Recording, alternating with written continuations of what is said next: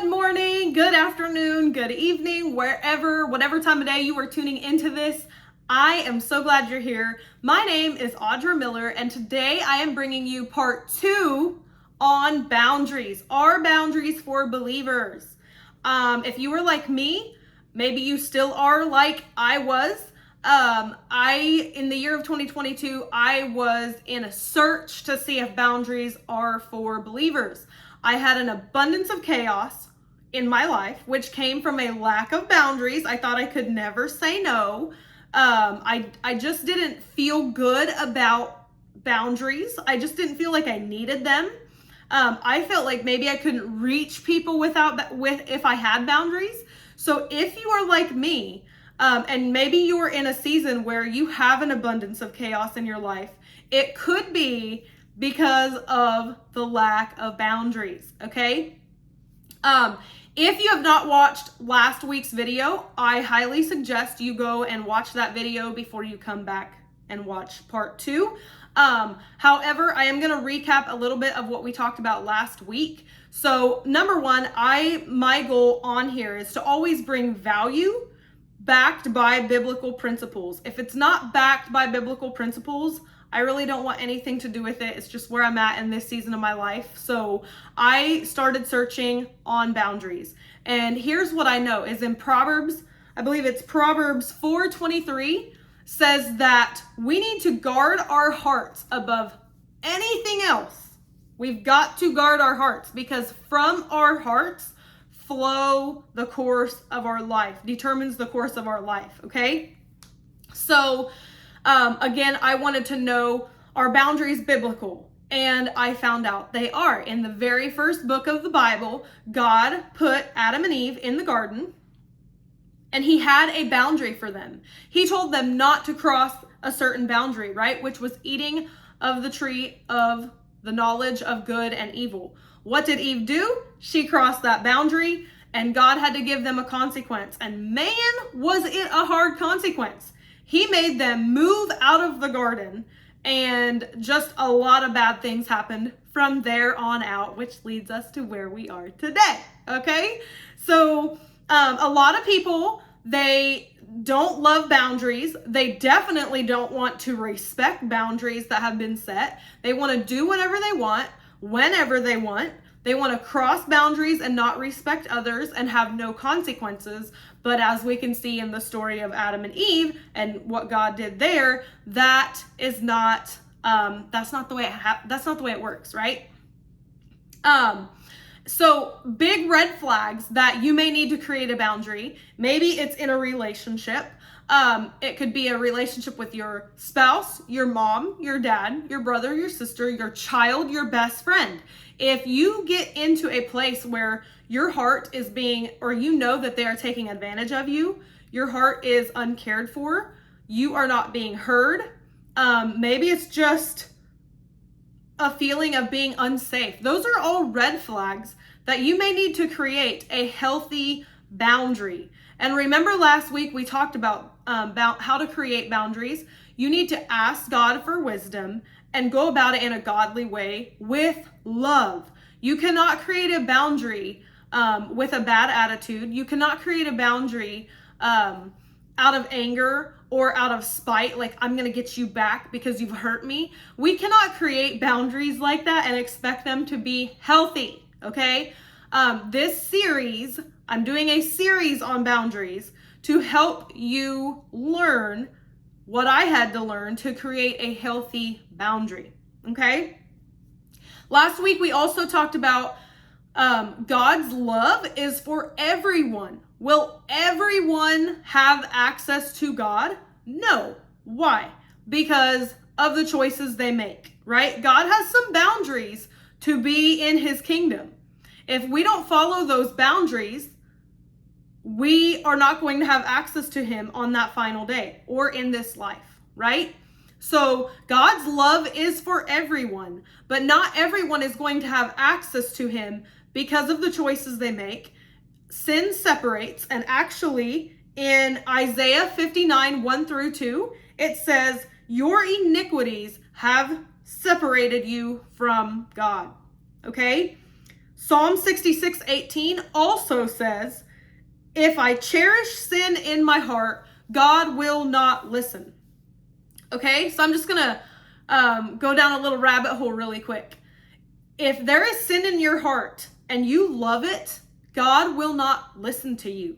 He's going to listen to someone else who is following what he tells them to follow. Okay, if you're not repentant and you have known sin in your life and you're just like, I don't care, this is great, this feels good, it looks good, whatever. Okay, like, God will not listen. That verse actually made my eyes pop when I read it. I was like, whoa.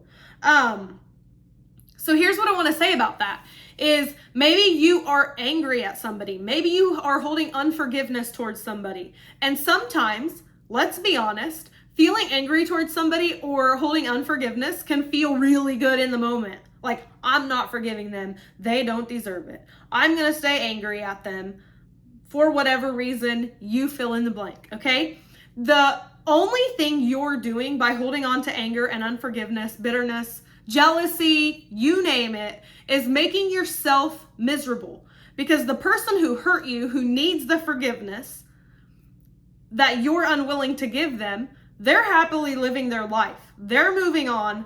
They're not freaking out that you haven't forgiven them. You're the only one who's making yourself miserable, okay? So I don't know why sometimes I have had conversations with people that, and I've been in the position myself. A couple years ago, I was in the same position. It felt good to hold on to that anger. Now that I know what I know, I'm like, let it go. Honestly, it is not worth it to hold on to it. Free yourself and keep living in the fullness of Christ. But I went on a little rabbit hole there. But my point is to say, if you cherish your sin, so if you're like, but it feels good, I like being here because it kind of gives me control over the situation, because some of us like to be in control, right? Do you know that that's biblical too? It actually says in Genesis that women will want to control their families and their husbands. It says, and their men. Okay? So that's biblical. And it's not a good thing. So if you love how sin feels, how it feels to hold on to your anger, how it feels to hold on to that jealousy or unforgiveness, you name the sin that you know you need to let go of. If it feels good and you love it, God will not listen. And that's pretty serious. Okay? I'm going to read Romans 1, verses 28 through 32. It says, since they thought it foolish to acknowledge God, he abandoned them to their foolish thinking and let them do things that should never be done.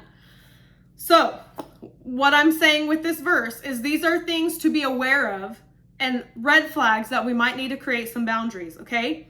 Their lives became full of every kind of wickedness, sin, greed, hate, envy, murder, quarreling, deception, malicious behavior, and gossip. They became backstabbers, haters of God, proud, and boastful. They refuse to understand. They break their promises, are heartless, and have no mercy. I'm actually going to stop reading right there. That's to verse 31. So if you have someone in your life, I know there's a lot, unfortunately, marriages I feel like are under attack.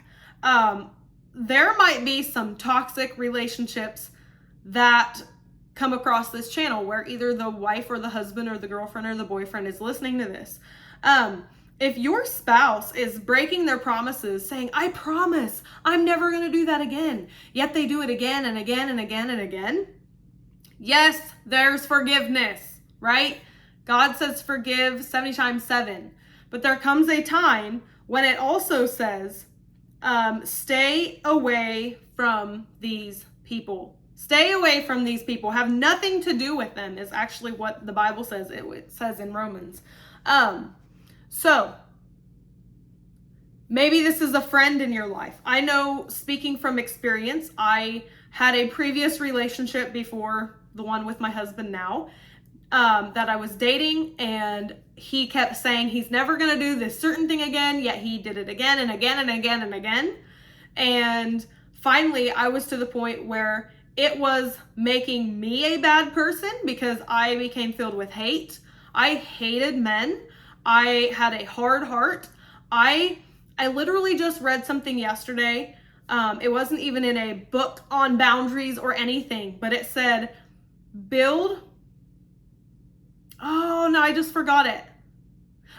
Create boundaries, do not build walls. And I was the person who allowed someone to hurt me and keep hurting me to the point where I got angry, I got bitter, I built walls, I hated men. I said all men are the same, which was all big fat lies, right? I just didn't create a healthy boundary in the beginning of that relationship.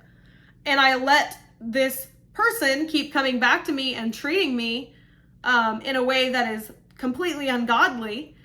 Yet I tolerated it, I accepted it, which is what the Bible tells us we shouldn't be doing, because that's not love, right? Love does not dishonor others.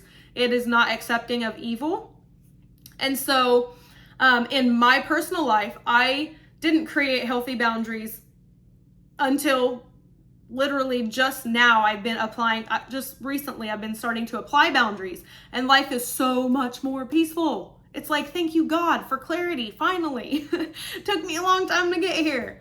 But I became this bitter person. I said, I hate men. I just didn't want anything to do with them. I never thought I would get married. I literally said I will be happier single than ever being with somebody. And that is because I let somebody else's actions harden my heart. And so, like that verse says, above all else, guard your heart. If there are toxic things in your life that you can't, that toxic actions, you get to create a boundary. You get to say, for sure, if you're dating, I want to talk to you. If your significant other is treating you with disrespect, I promise you, you cannot change them. Only God can change them.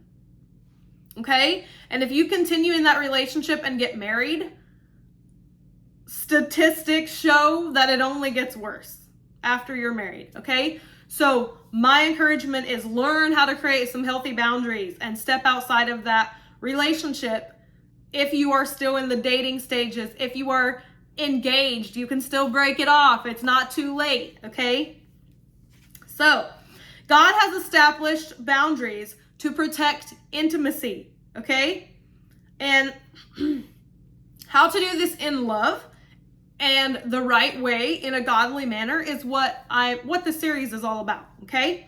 I wrote some notes down. I'm going to read them. I can promise you, if you can establish healthy boundaries, you will be more equipped to love and serve others without losing yourself in the process.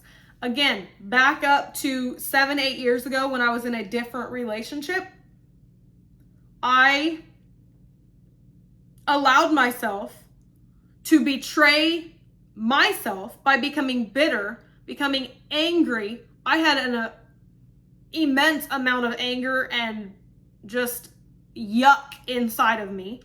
So by establishing healthy boundaries, you will be more equipped to love and serve others without betraying yourself in the process, okay? And here's a quote I took out of a book, and this is so key.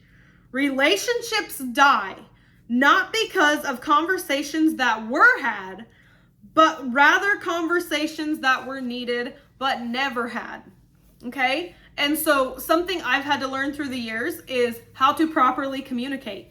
My husband and I, we've come to a point in our relationship where there's nothing we don't discuss. The hard things, we say, we need to sit down and discuss these things.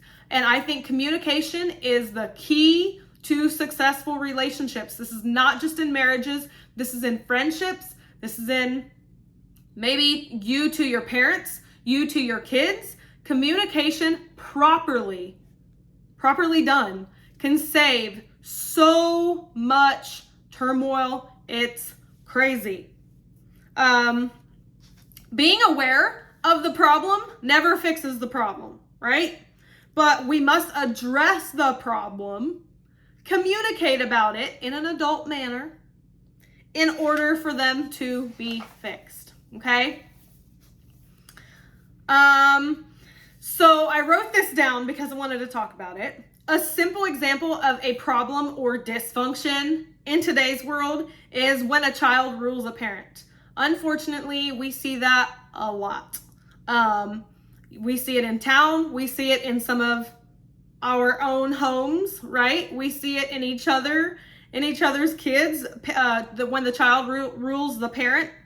I've heard parents say, he has the say-so around here. He's the boss around here.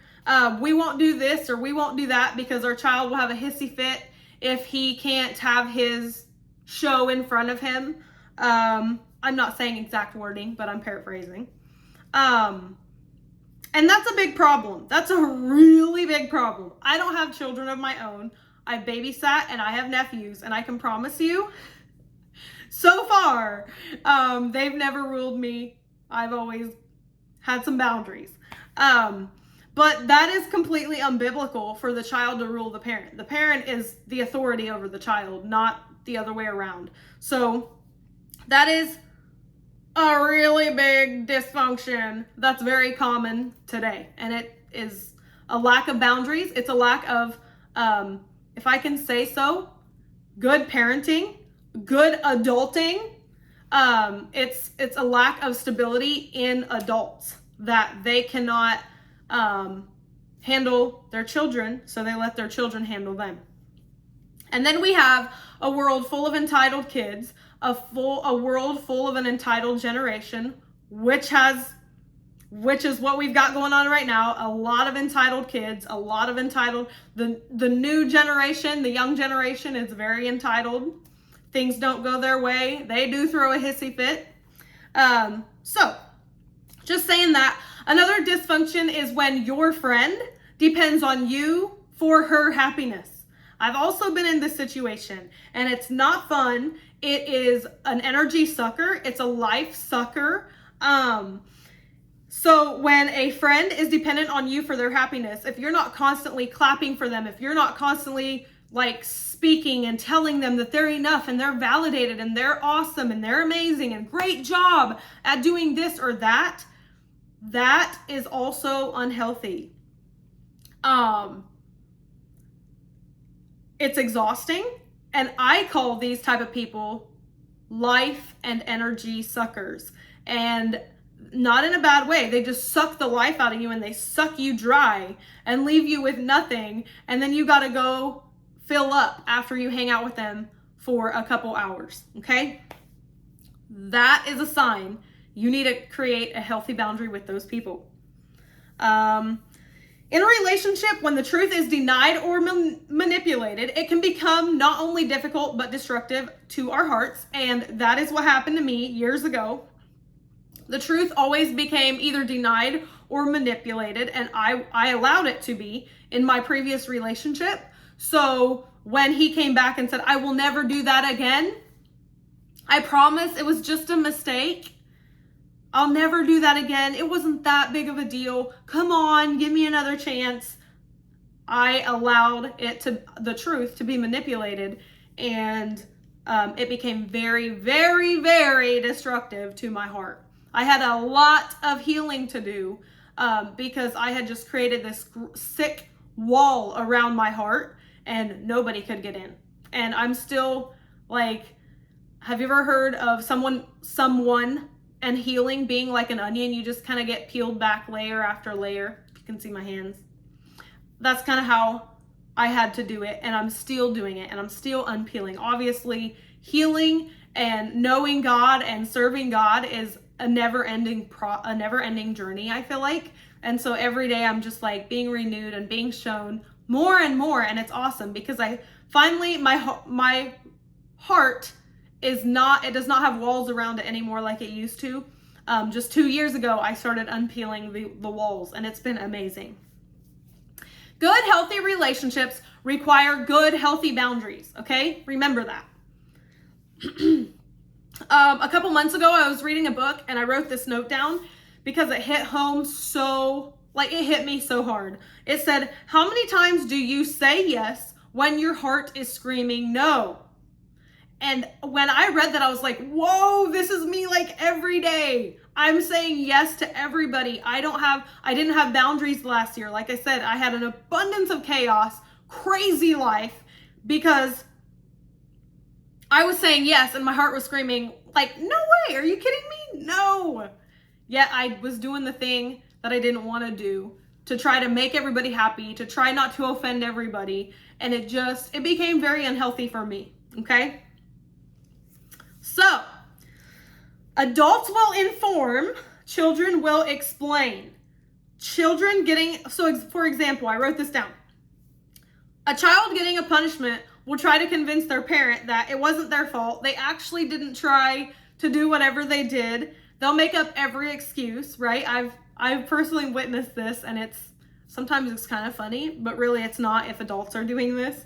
They'll try to convince you how awesome of a child they are and get your mind off everything else but the spanking you're going to give them or the timeout, however you punish, and get you to try to change your mind, right? Well, unfortunately, too many toxic adults try this a lot, okay? But remember, adults will inform, children explain. So if you've got an adult explaining away their choices, telling you why they had to do this, playing the blame game, what's your fault, it's my dad's fault, it's because my ex did this to me that I'm this way, that's not adult stuff anymore. That's children's stuff, okay? So if you are playing the blame game and saying, well, I react like this because of this, girl, you need some healing. You need to get in the word, and you need to let God take that pain away that you're dealing with and throw it in the sea of forgetfulness. That sin, if it's sin, whatever it is, throw it in the sea of forgetfulness and step into the new life. Because when you are in Christ, you get a new life, you're a new creation, you get a new mind, and those thoughts will no longer dominate you, okay? When God set the boundary in the garden for Adam and Eve, it was not to be mean to them, but rather to protect them, right? So we need to set boundaries not to be mean, but to protect our hearts, to guard our hearts.